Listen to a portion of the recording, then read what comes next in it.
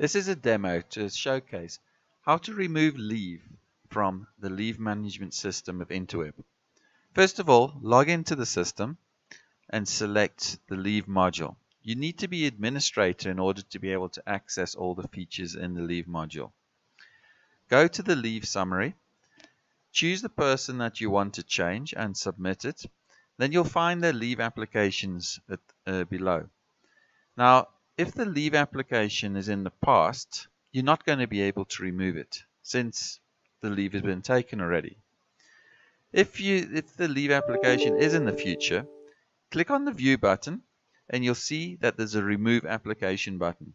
Click on that and it'll remove the leave. However, again, if it's in the past, you'll see that the button is no longer there. So you need to make sure that you remove leave before it ends. If you have a problem and that you need to change this at a later stage, then you can't change it here for security purposes. You'll need to go in to the leave history. Go into their profile and then do a credit.